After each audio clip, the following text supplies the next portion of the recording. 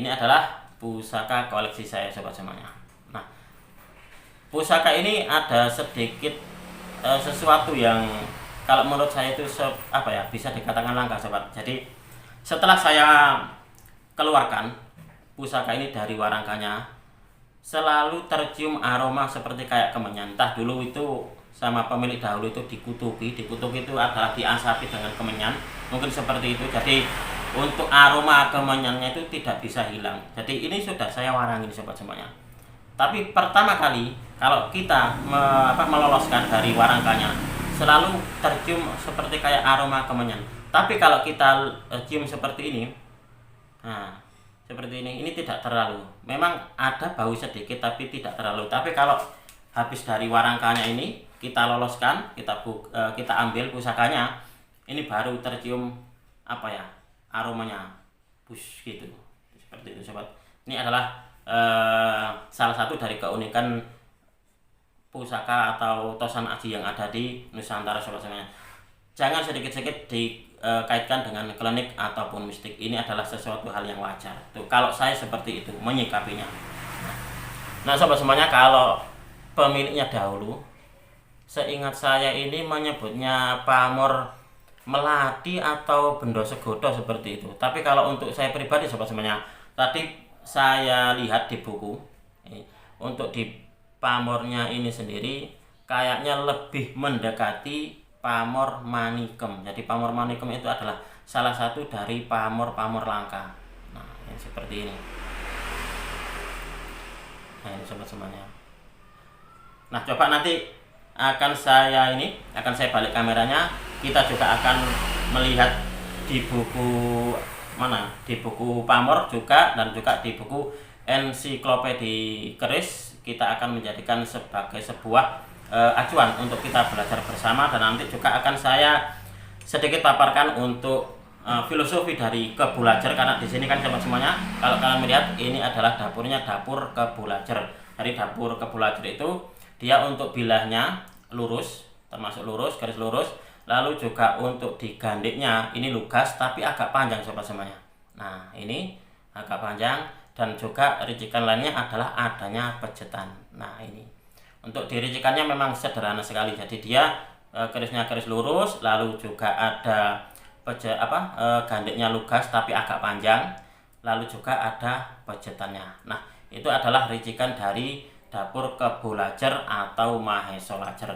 Nah di sini nanti akan saya paparkan filosofi dari Kebulajar, dan juga kita akan melihat filosofi dari pamor manikem. Oke sobat semuanya, coba kita akan membuka. Pertama ini kita buka dulu di buku ensiklopedi keris. Tapi sebelum kita membaca bersama, coba kalian perhatikan ini adalah wujud dari kerisnya sobat, dan ini adalah pamornya. Nah pamornya seperti ini. Nah ada semacam kayak bulat, tapi ini bisa dikatakan setiap bulatannya ini dihubungkan dengan sebuah garis, jadi garis-garis pamor. Nah seperti ini.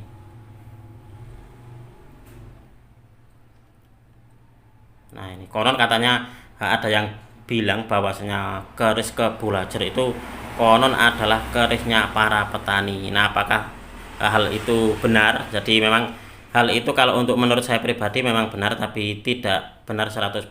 Karena apa? Karena di dalam filosofi dari Kebulajar pun ada yang dipakai atau juga cocok juga dipakai dalam hal-hal kepemimpinan.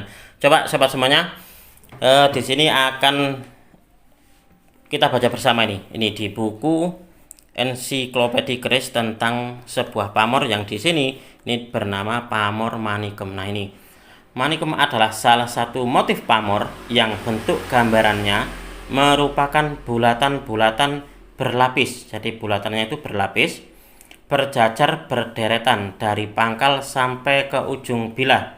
Garis tengah bulatan mencapai 1,5 sampai 2 cm, dan setiap bulatan lainnya dihubungkan dengan garis-garis pamor. Itulah sobat semuanya, saya sangat yakin kalau ini masuk di pamor manikem. Tapi kalau ada yang berpendapat lain tentang pamor ini, saya persilakan. Karena apa? Karena di sini intinya kita belajar bersama-sama sobat semuanya. Bisa saja saya benar, bisa juga saya salah. Jadi Kalau memang kalian mempunyai sebuah pendapat lain, silakan kalian tulis di kolom komentar. Kita lanjutkan lagi sobat semuanya, bahwasanya pamor manicom merupakan pamor rekan dan tampak seperti pamor wulan-wulan dan bonang serenteng, tetapi garis penghubungnya gemuk dan tebal. Menurut sebagian pecinta keris yang berpamor manicom mempunyai tuah yang dapat membuat pemiliknya mudah mencari rezeki. Nah, ini adalah bentuk dari pamor manicom sobat semuanya. Nah, seperti ini. Nah, ini.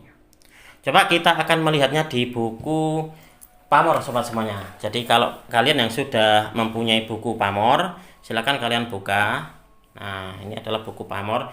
Bagi yang belum memiliki buku pamor, bisa order di saya. Jadi lewat galeri saya bisa sobat semuanya.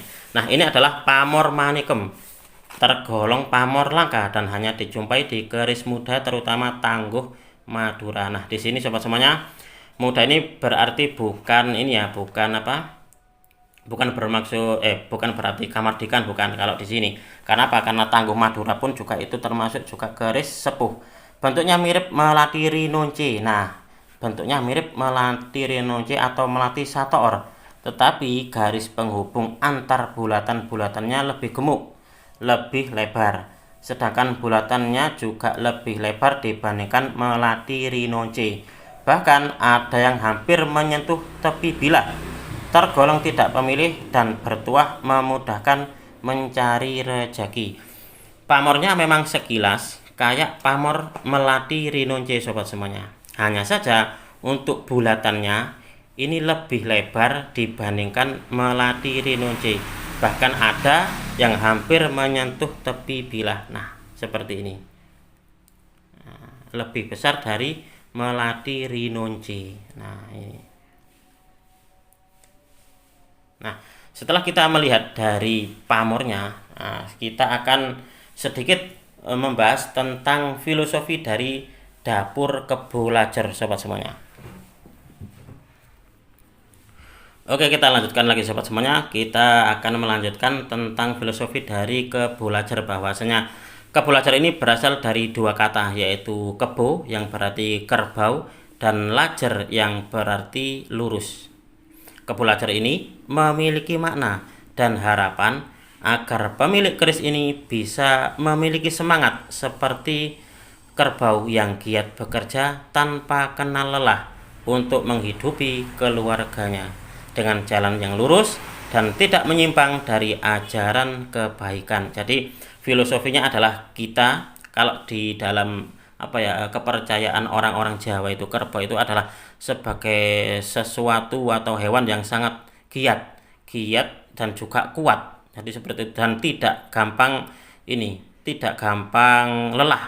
Jadi itulah kenapa dapur atau hewan kerbau ini sobat semuanya dipakai menjadi sebuah filosofi dari dapur pusaka. Kita lanjutkan lagi bahwasanya konon tuah dari keris Kebo Lajer ini dipercaya dapat menolak wabah penyakit. Wah, ini luar biasa sekali. Selain banyak dimiliki para petani karena tuahnya yang mampu menjauhkan tanaman dari wabah penyakit dan hama, ternyata keris Kebo Lajer ini juga banyak dimiliki oleh para pemimpin dan bangsawan karena tuahnya ini dipercaya bisa mengamankan daerah kekuasaannya dari wabah.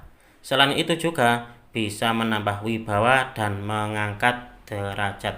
Jadi di dalam ilmu Tosan Aji sobat semuanya, bahwasanya dapur Kebo Lajer itu memang identik dengan, kalau boleh dibilang itu, menolak balak wabah penyakit dan juga hama. Itulah kenapa di dalam di dalam kesehariannya keris Kebo Lajer itu banyak dipakai juga oleh para petani. Karena apa? Karena para petani ini mengambil dari sisi esoterik tuahnya, bahwasanya pemilik dari keris dengan dapur Kebo Lajer itu apabila memiliki lahan pertanian itu seperti itu tidak bisa menolak penyakit ataupun juga menolak hama. Jadi seperti itu, keyakinannya seperti itu sobat semuanya. Itulah banyak juga yang bilang bahwasanya kebulajar itu identik dengan para petani. Tapi sekali lagi saya berpesan kepada kalian semuanya bahwasanya tidak serta-merta bahwasanya keris kebulajar itu miliknya para petani. Karena apa? Karena para pemimpin pun juga cocok. Karena apa? Karena para pemimpin dan juga bangsawan ini percaya bahwa tuahnya ini bisa mengamankan daerah kekuasaannya dari wabah penyakit. Nah, seperti itu sobat semuanya. Nah, demikianlah tadi sobat, kita sudah belajar bersama tentang salah satu dari dapur pusaka koleksi Galeri Bumi Mojopahit. Kalau di dalam edisi kali ini adalah kita belajar tentang dapur kebulajar dengan pamornya Pamor Manigem. Semoga video ini bisa bermanfaat bagi kalian semuanya, khususnya bagi kalian para pecinta tosan aji pemula. Apabila ada kesalahan dan juga ada kekurangan dalam saya menyampaikan review tadi, saya memohon maaf yang sebesar-besarnya. Dari saya cukup sekian. Terima kasih dan salam dari bumi Mojopahit.